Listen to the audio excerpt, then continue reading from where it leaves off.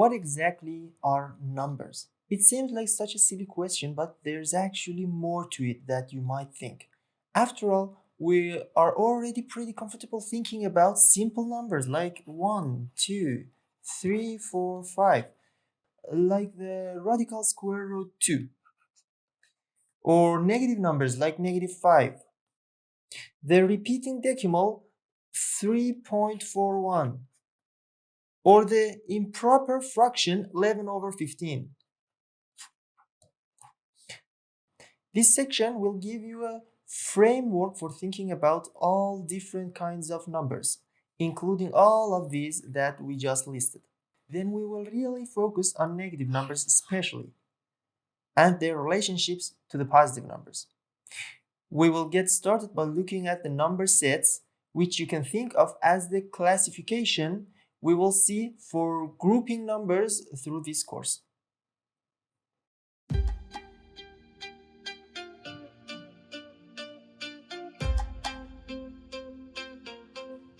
Number sets.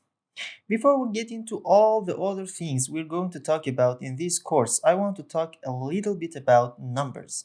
Actually, just numbers, because there's more to the numbers than we think about. When we just think about numbers in our daily lives, when you think about numbers in general, you tend to think about the counting numbers like 1, 2, 3, 4, 5, and going on. We're used to seeing those kinds of numbers all the time. We deal with those in real life, and sometimes people will also think about this set of number, but also including the number 0. Because, of course, 0 is a number as well. These are numbers that we tend to think about that we use in our daily lives, but there are a lot of other different kinds of numbers that we want to be familiar with as we are going through this course. And we're going to go into all these other numbers in a lot more detail. So this is really just a preview of the kinds of numbers that you will see through this course. You don't have to understand all the detail about them, but I want to sort of give you an introduction to the different kinds of numbers that we will deal with. So these numbers 0, 1, 2, 3, 4, 5, these are called whole numbers that include all of these positive numbers plus 0. So 0, 1, 2, 3, 4, 5, and of course, we could keep going on forever. So we define an even narrower set of numbers inside of whole numbers that we call it natural numbers.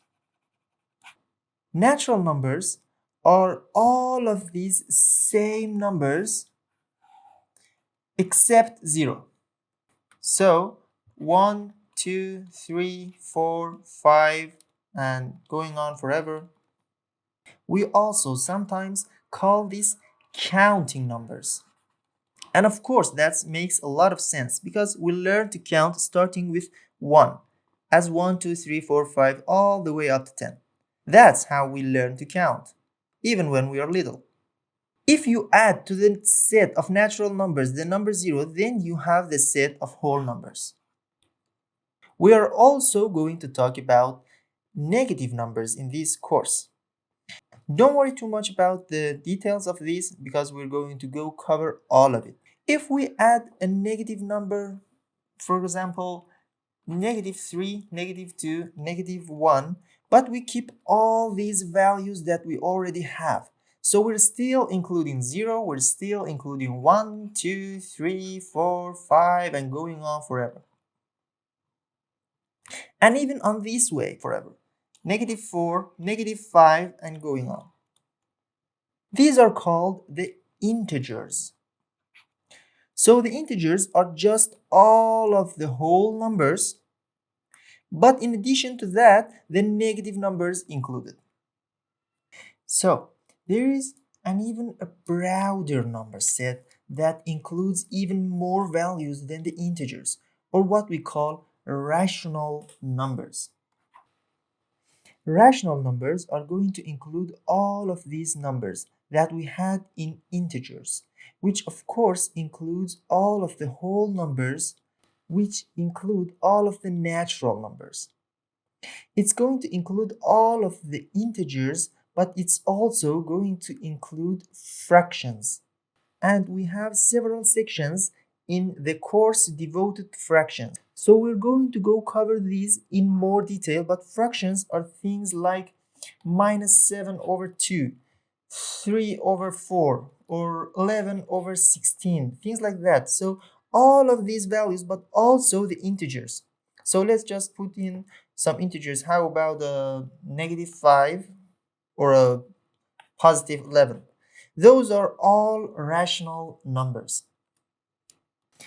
And then above those, and this is sort of overarching everything, or what we call real numbers.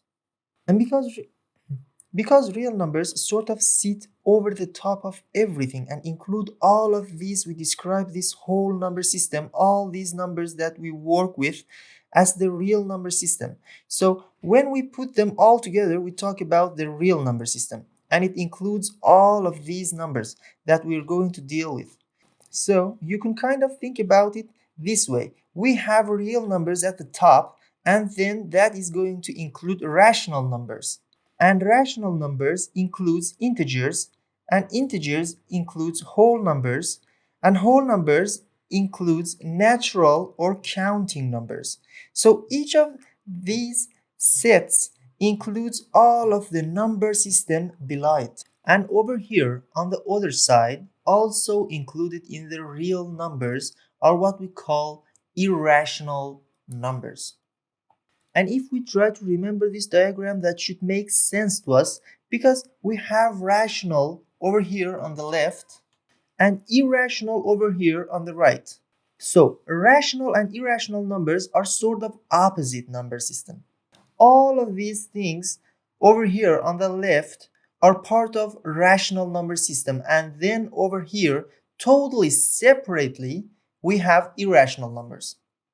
I remember that over here with rational numbers we talked about including fractions, which again we will talk about more later, but fractions with these things like -7/2, 3/4, 11/16, all of these kinds of values.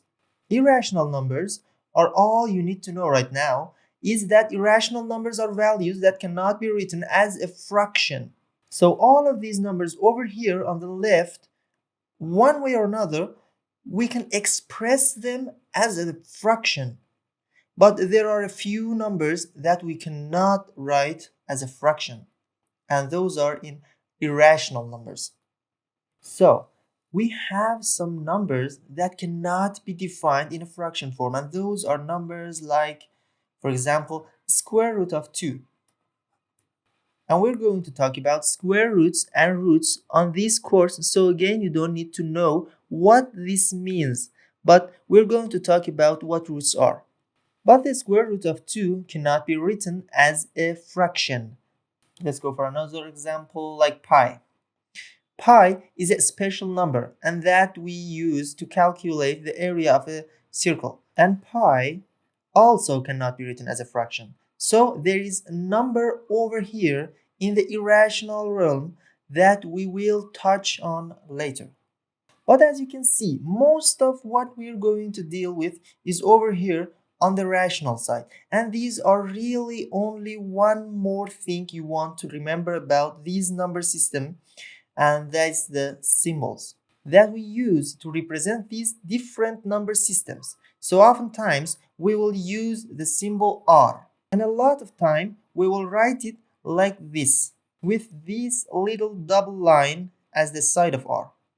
So we will represent the real numbers with the letter R, but we will represent rational numbers with letter Q. And again, oftentimes, we put this little second line on it, like this.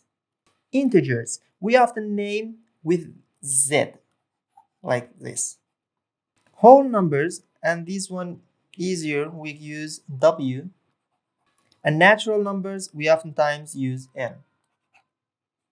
Irrational numbers doesn't really have its own symbol, but what we will often say for irrational numbers, because irrational number is all of the real numbers except all of the rational numbers.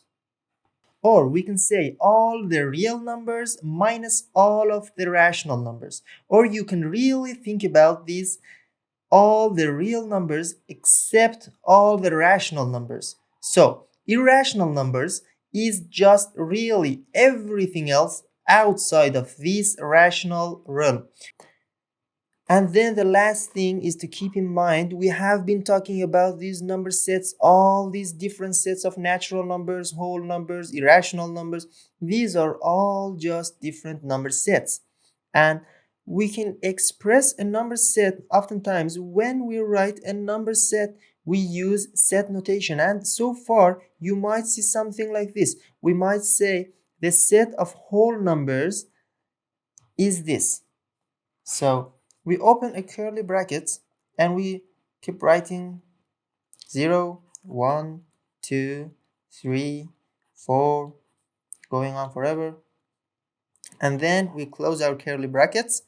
This is the set notation, and this says the set of whole numbers includes all of these things. And you list all of the items that are included in the set inside is curly brackets. And then we close our curly brackets. This is the set notation, and this says the set of whole numbers includes all of these things. And you list all of the items that are included in the set inside the curly brackets. But we can also use set notation to do anything else that we want. For example, I might choose to list out a set of, so I'm going to say colors.